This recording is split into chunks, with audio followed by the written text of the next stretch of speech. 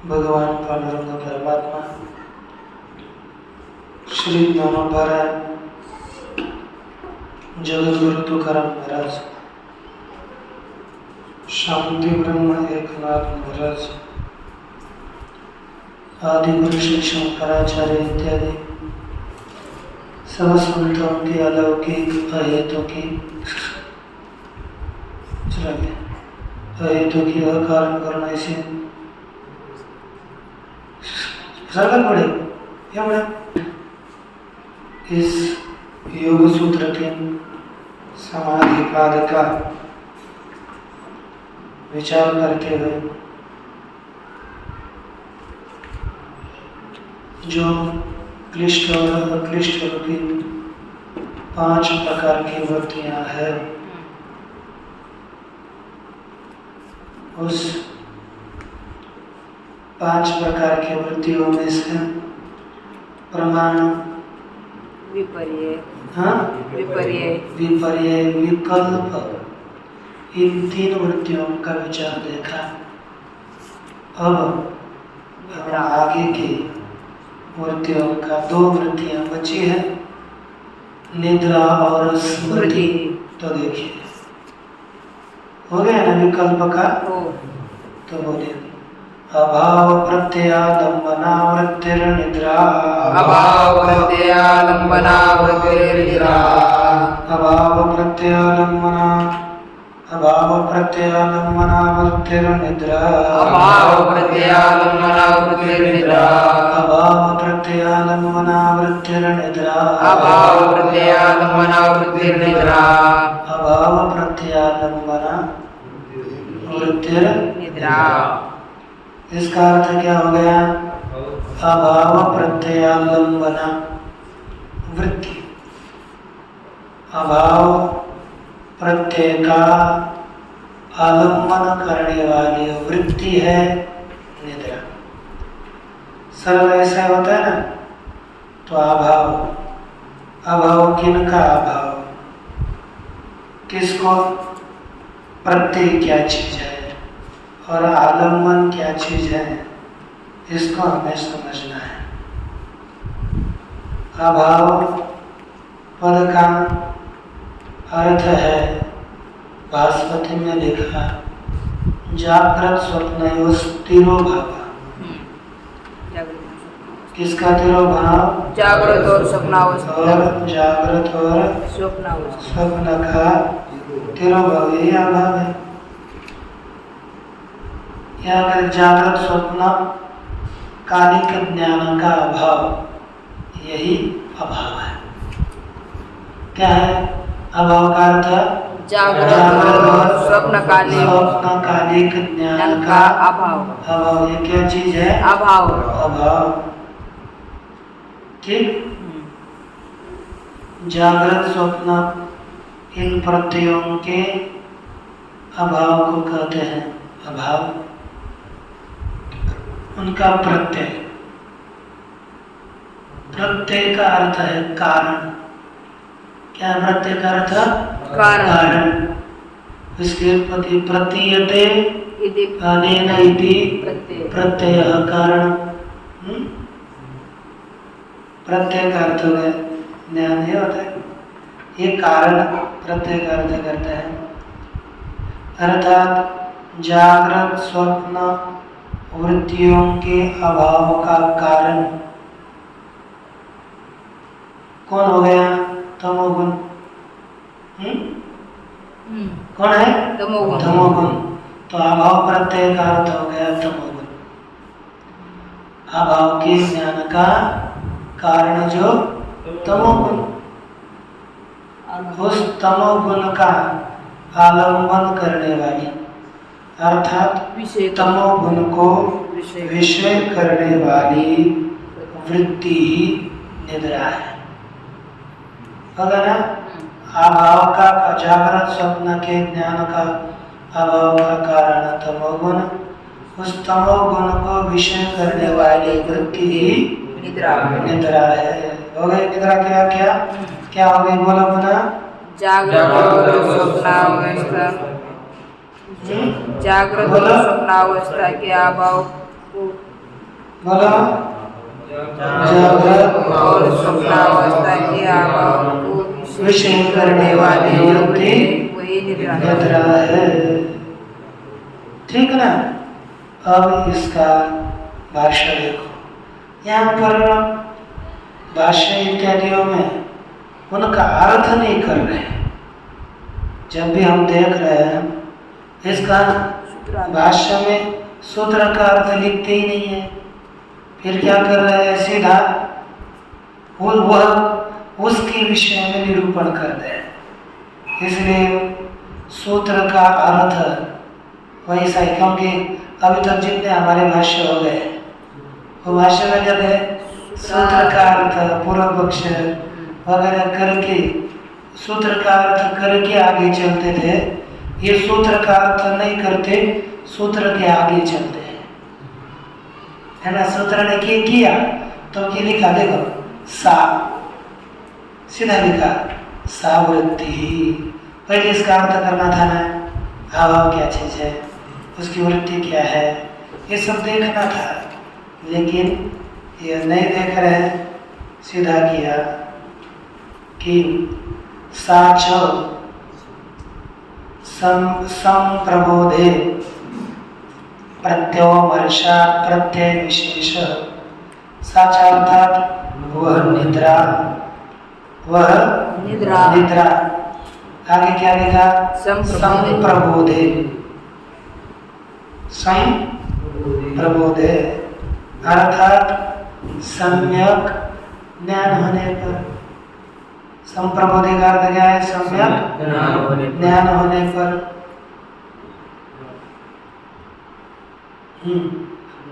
प्रत्यवमर्षात् क्या होता है, देखा साच अर्थात वह निद्रा, संप्रबोधे सम्यक अच्छा ज्ञान होने पर। प्रत्यवमर्षात्, प्रत्यवमर्षात् अर्थात स्मरण होने से, जगने पर समझो, जगने पर। सम्यक प्रबोध माने जागृति, वह जागृत होने पर। प्रत्यवमर्षात् अर्थात स्मरणात्, है कि नहीं। जागृत काल में उसी का स्मरण होता है कि नहीं, उस आत्मज्ञान का स्मरण होने से, निद्रा का स्मरण होने से। प्रत्यय विशेष, निद्रा विशेष ज्ञान है। निद्रा क्या है, विशेष एक ज्ञान ही है। कैसे बोलते, कैसे स्मरण होने से निद्रा ज्ञान है। उत्तर दिया, सुखम अहम स्वाप्सम प्रसन्नम में मनः प्रज्ञा में विशदी करो, विशारदी करोति। क्या हो गया, सुखम अहम स्वाप्सम, मैं सुख से सोया था। प्रसन्नम में मनः, मेरा मन प्रसन्न है। प्रज्ञा में विशदी करोति, मेरी बुद्धि को निर्मल करता है कि नहीं। विषादी कर, विशारदी करोति, विशारदी करना अर्थात मेरे बुद्धि को स्वच्छ करता है कि नहीं। अर्थात हम वह सुषुप्त्यावस्था में सुखम स्वाप्सम होता है ना, मेरा मन क्या हो गया, प्रसन्न हो रहा है। अब बहुत अच्छी निद्रा आ गई, बहुत प्रसन्न हो गया। मेरे मन विशारदी करोति, मेरे मन को स्वच्छ करा। रात की गाढ़ निद्रा होने के बाद यह अनुभूति आती है। रात की यहाँ दिन की नहीं, है ना। दिन की निद्रा होने के बाद क्या होता है, देखो कहते हैं दुखम अहम अस्वाप्सम, मैं दुख से सोया था, ऐसे होता है ना।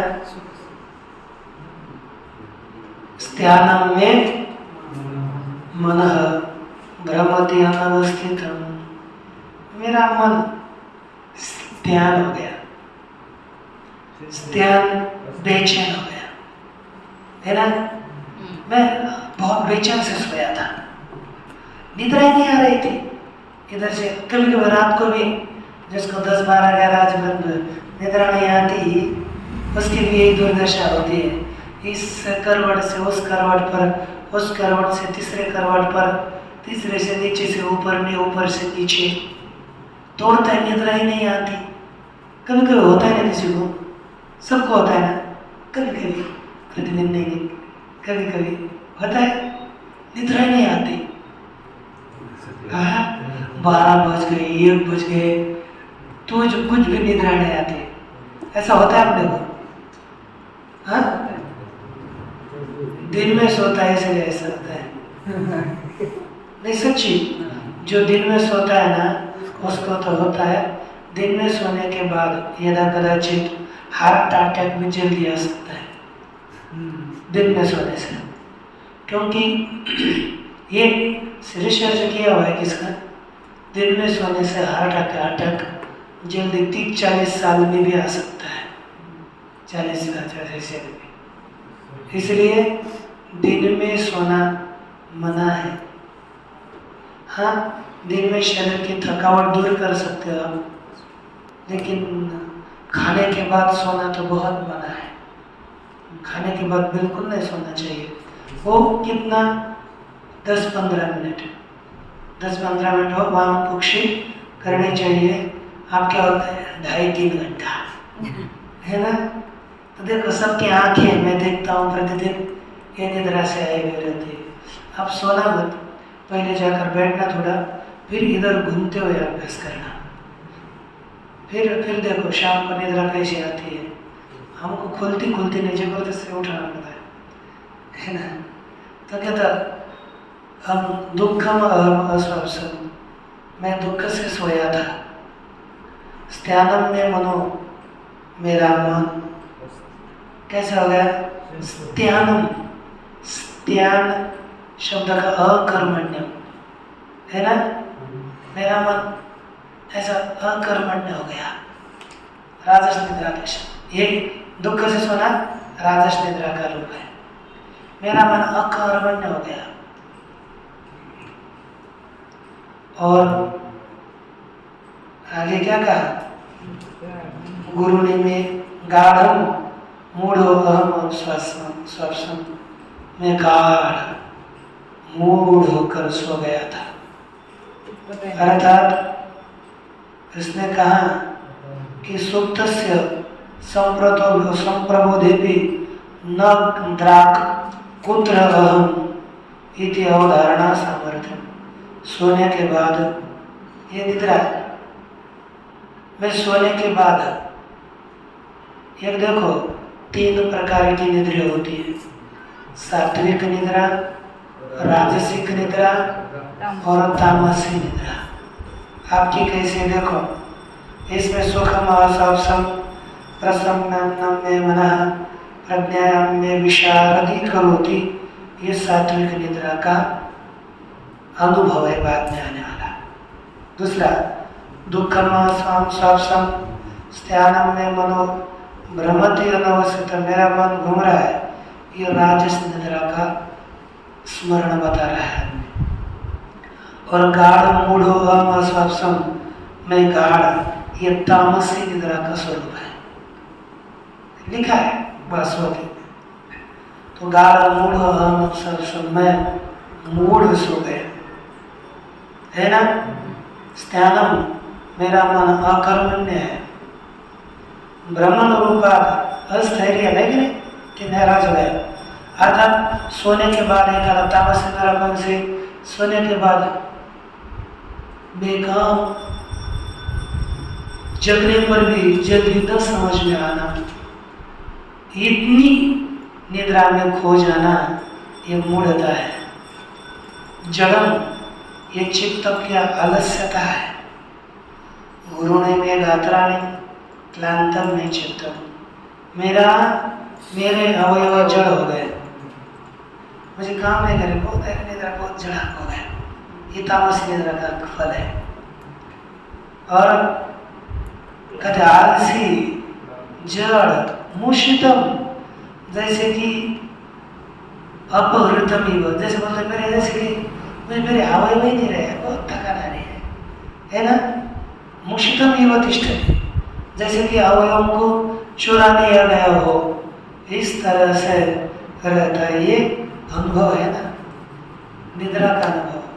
स खलु अयं प्रबुद्धस्य प्रत्यवमर्शः, वह निश्चित जगे हुए का स्मरण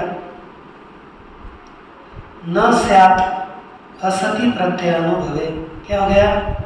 प्रत्ययानुभव न होने पर, यदि सुषुप्ति में किसी प्रकार का अनुभव न होता तो ऐसा स्मरण न होता। हो रहा है ना, स्मरण हो रहा है, इसीलिए ठीक है ना, स्मरण हो रहा है, इसलिए कहते हैं कि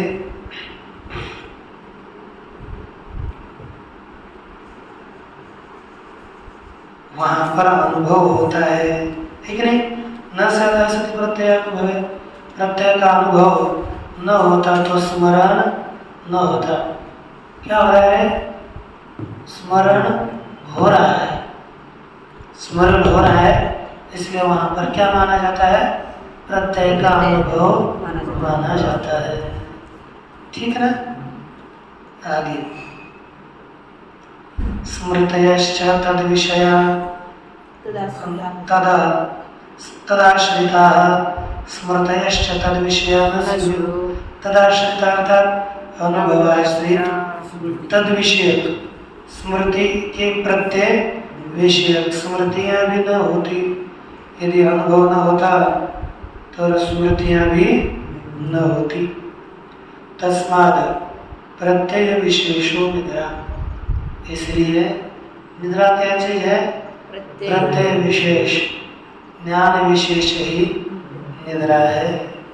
साच समाधौ इतर प्रत्ययवत निरोधव्य, और उस वृत्ति का भी, निद्रा वृत्ति का भी समाधि में इतर प्रत्यय की तरह निद्रा वृत्ति का भी निरोध करना चाहिए। अर्थात निद्रा भी ना है, कोई वृत्ति न हो। आप बोलोगे निद्रा समाधि स्थिति नहीं लिखा ना, ये निद्रा का भी अवरोध करना चाहिए, तभी समाधि लग सकती है। और प्रत्येक दिन अपने पहले अनुभव करना चाहिए। ऐसा नहीं हम 10 मिनट 2 मिनट 5 मिनट ध्यान लगा करके अपने वृत्तियों को रोकने का प्रयास करना चाहिए, है कि नहीं। पहले सगुण का ध्यान करो, आगे भगवान का चित्र फोटो रखो, और सगुण साकार का ध्यान करके धीरे धीरे धीरे फिर मानसिक ध्यान आरंभ करो। कहना निर्गुण का ध्यान तो होगा ही नहीं, लेकिन सगुण करो, बाद में तद अधिष्ठान का लाभ सहज हो जाएगा, है ना। जैसे आपने उस दिन आप पढ़ा था ना, कीर्तन में सुना था ना, क्या कि अंतरिचे ध्यान मुख्य यानावे पूजन, अंदर का ध्यान यही मुख्य पूजन है ना। आपका कहा था अर्थात दूसरा मधु पर का देख नावड़ी पूजन, भगवान को बाह्य पूजन अच्छा नहीं लगता, मुख्य अंतरिचे ध्यान मुख्य या नावे पूजन, उपाधि भाव गुण निरसता संकल्प। तो मनोमय पूजा ये चीज बड़ी एक ईश्वराज है, भगवान को अच्छी लगती है, इसलिए उपाधि का उस दिन आप लोगों ने पूजा का स्वरूप, पूजा के अलग अलग प्रकार ये देखेंगे नहीं, हम नहीं गए इसलिए आपने नहीं देखे, है ना। इसमें वैसे ही यहाँ पर अंदर ही सबकी कल्पना है, अब कम से कम भगवान की तो अंदर कल्पना करके हृदय में भगवान परमात्मा अपने विराजमान है। मस्त आनंद से एक आसन बिछा, कमल का फूल है, कमल के फूल के बीच के गर्भ में सुंदर भगवान के लिए सुवर्ण जड़ित हीरे मोती से लगा हुआ एकदम सुंदर मखमल जैसा आसन है, उसके ऊपर भगवान खड़े हैं, है ना। हृदय में इसी इधर कल्पना कर तो पहले खड़े हैं, ऐसा आसन, भगवान की सुंदर ऊंची मूर्ति है, कमर हाथ में रखे हुए हैं, है कि नहीं? हाँ?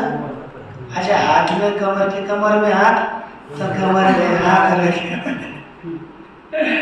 इस तरह से सगुन सुंदर एकदम मनोभावनी मूर्ति है। भगवान के केश, कटी के कमर, सिर के बाल थोड़े उड़ रहे हैं, कुरुड़े हैं, ऐसे सब कुछ जितनी अपने को कल्पना कर सकते हैं उतने सुंदर भगवान का वक्षस्थल एक चौड़ा है, कमर ऐसे एकदम थोड़ी सी एकदम पतली, इतनी भी पतली मत बनाओ कि देखने के लिए ठीक न रहे, है ना। अंदर एक तो ऐसी मूर्ति की कल्पना करनी है, पीताम्बरधारी है, ऐसी कल्पना करके हम उसका चिंतन करेंगे तो कितना अच्छा लगता है।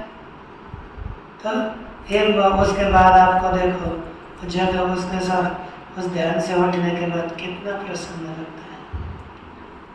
करना चाहिए। इसके लिए मन का रोकना आवश्यक है। मन को रोकने के लिए आगे बताया जाएगा प्राणायाम आवश्यक है। तो देखो आगे, अनुभूत विषय संप्रमोष स्मृति, अनुभूत विषय संप्रमोष स्मृति, अनुभूत विषय संप्रमोष स्मृति, अनुभूत विषय संप्रमोष स्मृति, अनुभूत विषय संप्रमोष। क्या कहा? अनुभूत, अनुभव किए हुए विषय का असंप्रमोष ही स्मृति है। तो अब अनुभूत विषय का असंप्रमोष, असंप्रमोष इधर समुपसर्ग पूर्वक मुष धातु से गए प्रत्यय करके संप्रमुष तो बन गया संप्रमुष। सम्यक अपन्नव दबना, और असंप्रमुष क्या है? न दबना। अपन्नव अर्थात अविकला उपस्थिति, व्याकुल न होते हुए उस पदार्थ की उपस्थिति होना, यही स्मृति है। परस्वानपहरण, देखिए अगर उसका अपहरण न होना, अर्थात अनुभूत विषय का अधिक स्मरण भी नहीं होना और कम भी नहीं होना। स्मरण अनुभव किया, उसका प्रागट्य होना बाद में भी, यही स्मृति है। तो देखिए इसका विचार, ये कुछ लिखते नहीं है ना, यही आप लोगों को टेंशन है। यहाँ अर्थ करते ही नहीं सूत्रकार तो दिया है इसमें, हिंदी में दिया है रे, टीका नहीं हमारे लिए टीका नहीं, हमारे पास भी। आपके पास कौन सी टीका है? वो रामाशंकर त्रिपाठी जी की। क्या टीका है आपका? हिंदी में कुछ नहीं देना हमारे योग भाषा चंद्रिका टीका, योग भाषा चंद्रिका। अच्छा नहीं, मेरा हमारे पास देते हैं योग सिद्धि करके, योग सिद्धि, उसमें भी शुरुआती को अर्थ दे देते हैं, लिखते हैं, इसकी उत्पत्ति भी करते हो। लेकिन ये जो होता है ना, संस्कृत में उसका अर्थ होना चाहिए टीका में। सब भाष्य में अर्थ होगा तो फिर, क्योंकि आदमी उसको ज्यादा पढ़ता है ना। अब देखो ये स्मृति हो गई, कहते ये स्मृति किम विषयक है। आपने स्मृति बताई किम विषयक है, क्या किम प्रत्यय से चित्तम स्मृति आहुषित विषय से, कहा कि चित्त प्रत्यय का स्मरण करता है, ज्ञान का स्मरण करता है, अथवा विषय का स्मरण करता है कि नहीं? है ना? और विषय का स्मरण करता है अथवा ज्ञान का स्मरण करता है। दूसरा तो कहते हैं ग्राह्योपरक्तः प्रत्ययः ग्राह्य ग्रहणो भयाकार निर्भासः तथा जातीयकं संस्कारम् आरभते। क्या लिखा? ग्राह्योपरक्त प्रत्यय कौन सा? ग्राह्य, ग्राह्य माने विषय, विषयोपरक्त विषय संबंधित प्रत्यय ज्ञान।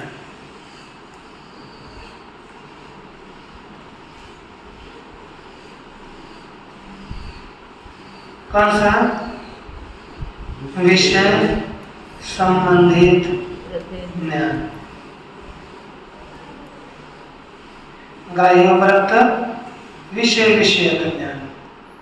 दूसरा प्रत्यय है ना, हो गया ना? ग्राह्योपरक्त प्रत्यय अर्थात विषय विषय ज्ञान। शब्दादि ग्राह्य विषय ही उपरक्तों की प्रत्यय युक्त भी ज्ञान। ये लिखा है भास्वती में 42 पेज में। आगे ग्राह्य ग्रहणो भयाकार निर्भाषा और ग्राह्य ग्रहण, ग्राह्य अर्थात विषय, ग्रहण अर्थात ज्ञान, उभयाकार ज्ञान। देखो ना, मुझे बताओ, एक हो गया ग्राह्याकार ज्ञान, वो कौन सा हो जाएगा? जैसे अयम घट, व्यवसाय ज्ञान ग्राह्य केवल विषय विषय का ज्ञान होता है। दूसरा घटम अहम जानामि, यह ज्ञान अव्यवसाय ज्ञान, वह लिखा नहीं लेकिन आपने समझने के लिए बोल रहे हैं। वह ग्राह्य विषय को भी विषय करता है और उसके ज्ञान को भी, है कि नहीं? अनुव्यवसाय उभय विषयक होता है, ग्राह्य विषयक और ग्राहक विषयक, उभय विषयक अनुभव होता है ना? दूसरा अनुव्यवसाय ज्ञान। अब ये दोनों प्रकार के ज्ञान, पहला व्यवसाय रूपी हो अथवा दूसरा अनुव्यवसाय रूपी हो। समझ में आ रहा है ना? उसका स्वरूप समझ में नहीं आ रहा? ठीक नहीं? ये व्यवसाय अनुव्यवसाय यह पद्धति न्याय की है, इनकी नहीं है, लेकिन ये उसी को तो बोल रहे हैं। एक ग्राह्य विषय प्रत्यय, दूसरा ग्राह्य ग्रहणो भयाकार निर्वास, ये ज्ञान। तथा जातीयकम, उसी जातीय का, अर्थात जैसा ग्राह्य विषय ज्ञान हो गया अथवा ग्राह्य ग्रहण विषय ज्ञान हो गया, वे दोनों अपनी जातीय के ही संस्कार को उत्पन्न करते हैं। पहला ज्ञान अपने संस्कार को उत्पन्न करेगा, दूसरा ज्ञान अपने संस्कार को उत्पन्न करेगा, है कि नहीं? और संस्कार, वह संस्कार स्वव्यंजकायंजन, कैसा है? स्वव्यंजकायंजन। व्यंजक से अंजन का अर्थ है अभिव्यक्त होने वाला। अंजन लिखा, व्यंजक उद्बोधक, अंजन अर्थात फलाभिमुखीकरण, अर्थात अपने उद्बोधक के द्वारा अभिव्यक्त होने वाला है। वह संस्कार कैसा है? अपने उद्बोधक के द्वारा अभिव्यक्त होने वाला है। ठीक।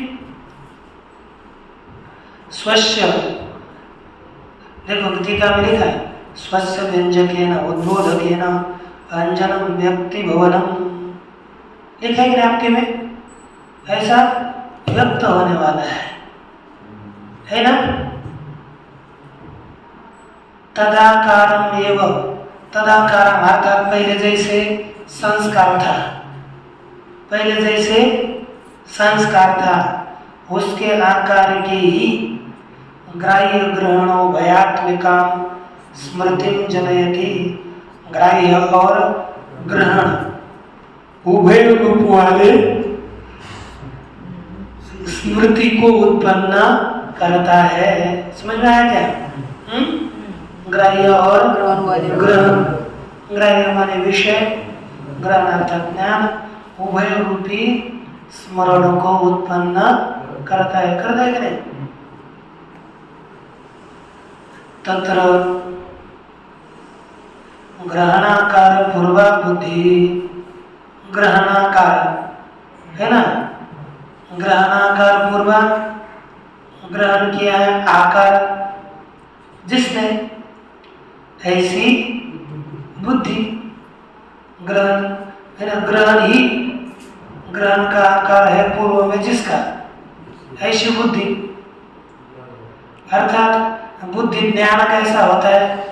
ग्रहणाकार पूर्व वाला, ग्रहण है, ज्ञान है पूर्व में मुख्य है ना जिसका, ऐसी बुद्धि उसको कहते हैं बुद्धि। ग्रहणाकार पूर्व और ग्राह्याकार पूर्व स्मृति होती है।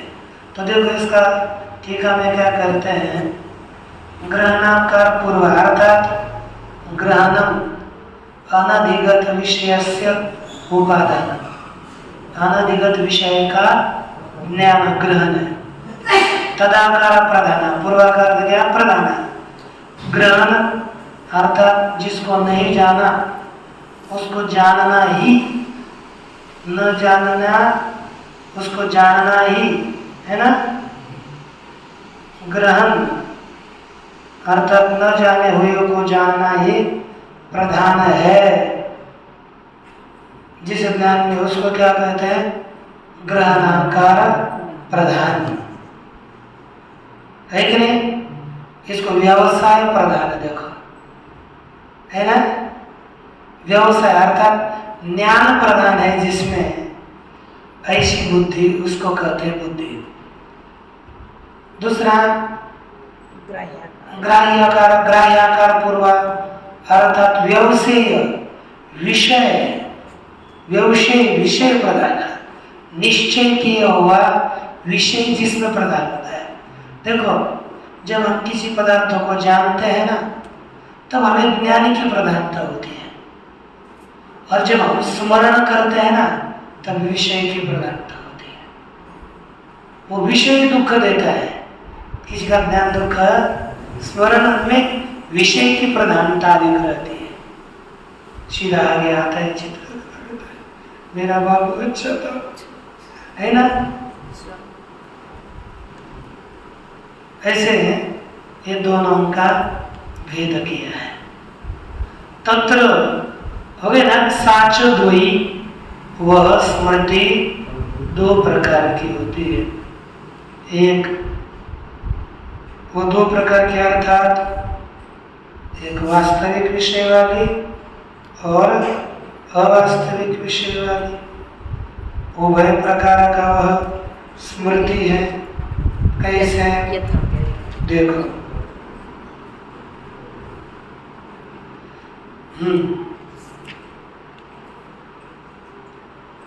एक भावित स्मर्तव्या च अभावित स्मर्तव्या च।